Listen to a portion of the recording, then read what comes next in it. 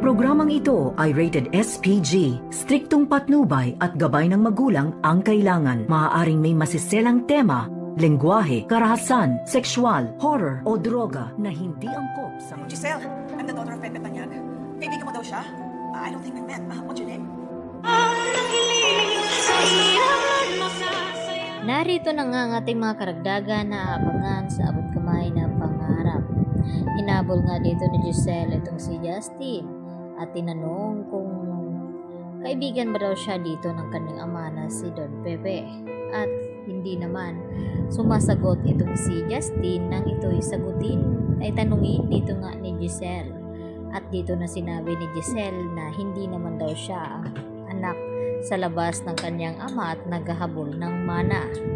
At dito na nga na sumagot itong si Justin sa kanya na kung may pagtatangkaan man daw siya ay walang iba kundi itong si Giselle, baka magpa-party pa daw siya at sana siya na lang ang nasa ICU at nag-aagaw buhay.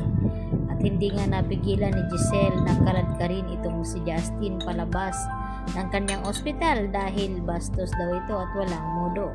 At sakto naman na yun din ang pagdating dito ni Eric at kitang-kita ni Eric kung paano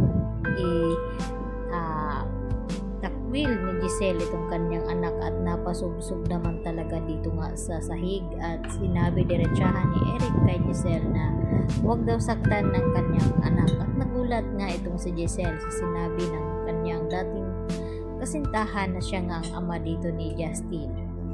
At nang magkalinawan na nga ay pinaliwanag ni Eric kung bakit nagawa niyang itago o ilihim dito kay Giselle na buhay pa nga itong kanyang anak. Dahil noon, nung ito ipinanganak ni Giselle ay nagawa niya nga ito ipaampon at ipinamigay dahil sa takot na baka malaman ng kanyang ama na si Don Pepe at itakwil siya nito at hindi pamamanahan. At dahil dito humingi ng tawad itong si Giselle dito kay Justin na kung bakit niya nagawa ang mga iyon.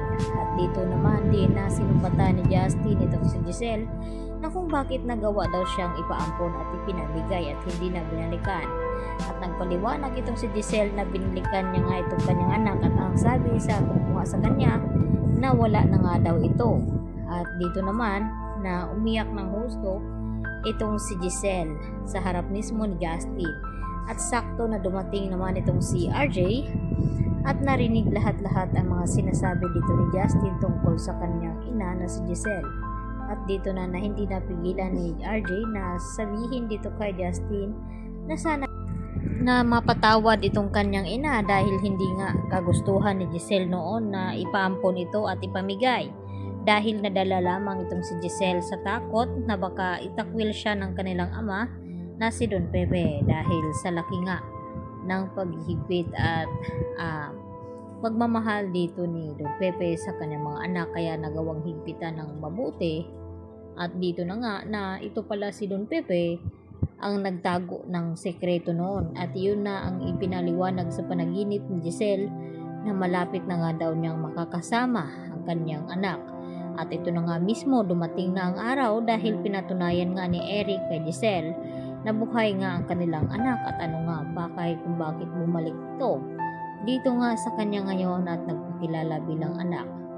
At dito rin na gustong magplano dito ni Eric, gusto nilang makakuha ng posisyon dito sa ospital ng kanyang ina ni Justin na si Giselle at makaupo sa trono. At ito naman ang gagawin na tama ni Giselle na ipamana muna dito kay Justin bilang CEO o co-owner ng Apex Hospital pang samantala dahil hindi pa nga nakakabalik itong memorya ni RJ at hindi pa gumaling ang kanilang ama na si Don Pepe. Yan po ang ating aabangan mamaya sa abot kamay na